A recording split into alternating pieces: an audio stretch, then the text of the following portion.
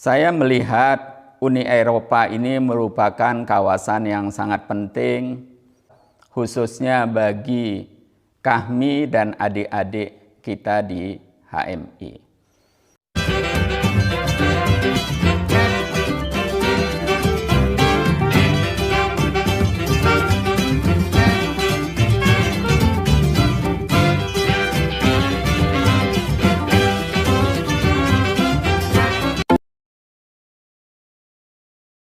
Assalamualaikum warahmatullahi wabarakatuh. Bismillahirrahmanirrahim. Alhamdulillahilladzi nadhkuruhu wa nashkuruhu wa nasta'inuhu wa nastaghfiruhu.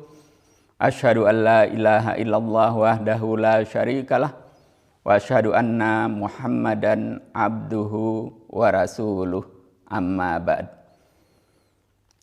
Pertama-tama saya ingin mengucapkan selamat kepada Majelis Perwakilan KHMI Eropa Raya yang dipimpin oleh Khairul Anam yang baru saja dilantik.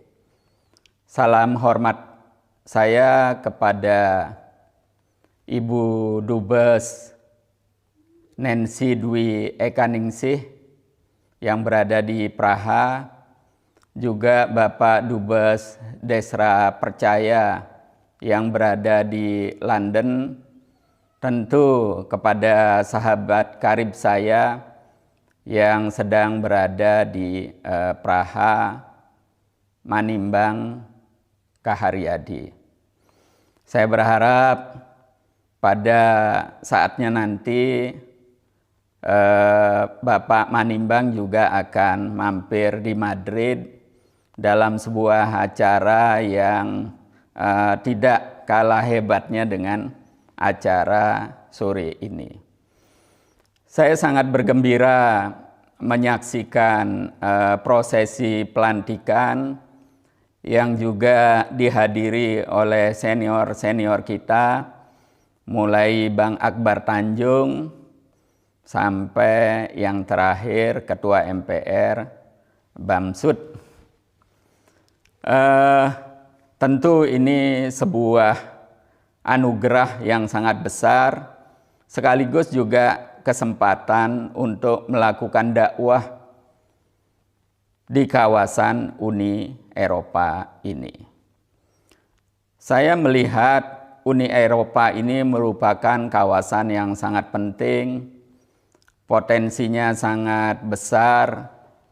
Karena itu, sejak menginjakkan kaki di Madrid ini, saya 4 bulan lalu melihat ini memberikan peluang yang luar biasa besar untuk melakukan dakwah, khususnya bagi kami dan adik-adik kita di HMI.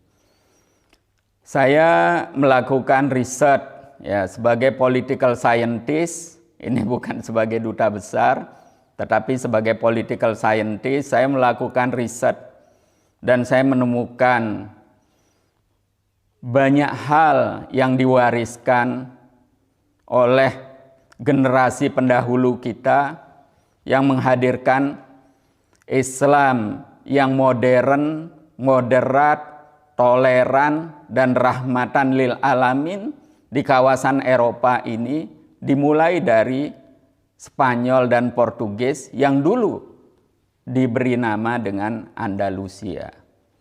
Dari Andalusia sinilah kemudian orang-orang Islam menyebarkan ilmu pengetahuan, sains dan teknologi di kawasan Uni Eropa ini yang tadinya disebut dengan medieval atau masa kegelapan.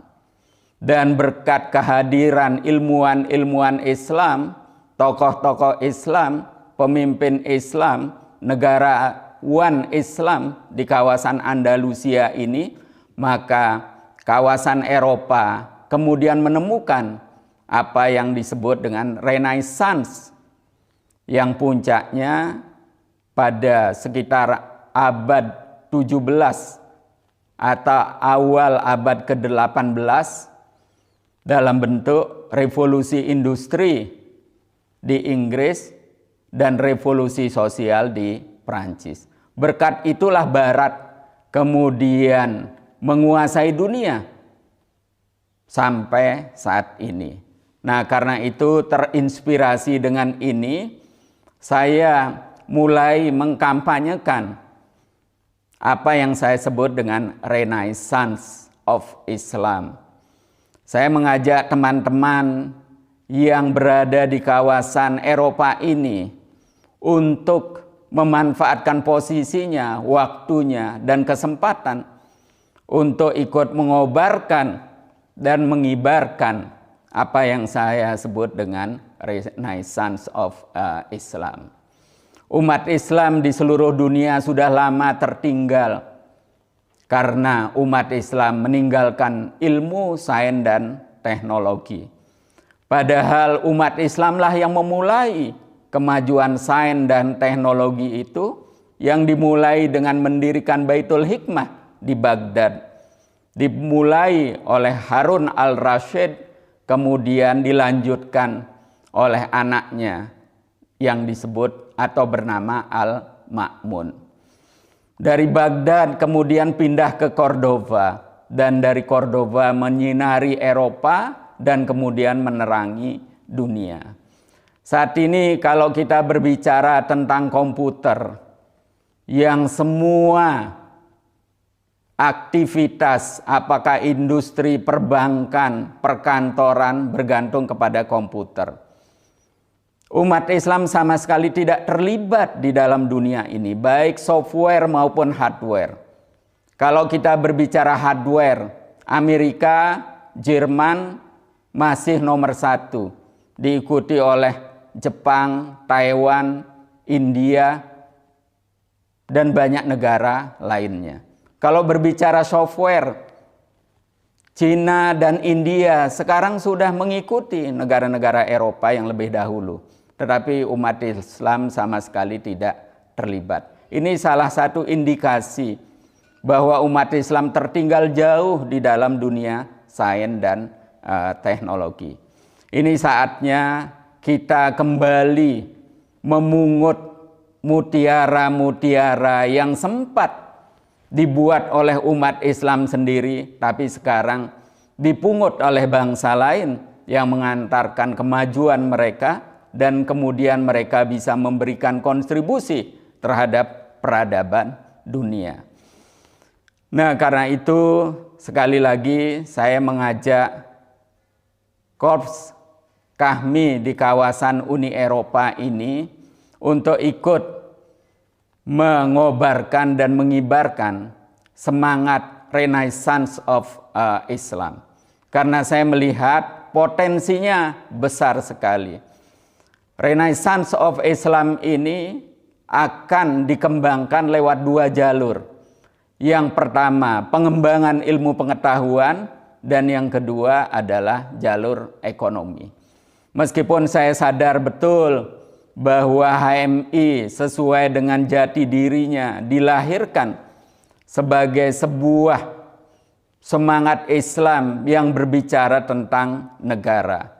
Kalau kita lihat NDP yang sekarang diberi nama NIK, yang dirumuskan oleh Nurholis Majid, salah seorang kader HMI yang paling cemerlang, itu jelas sekali.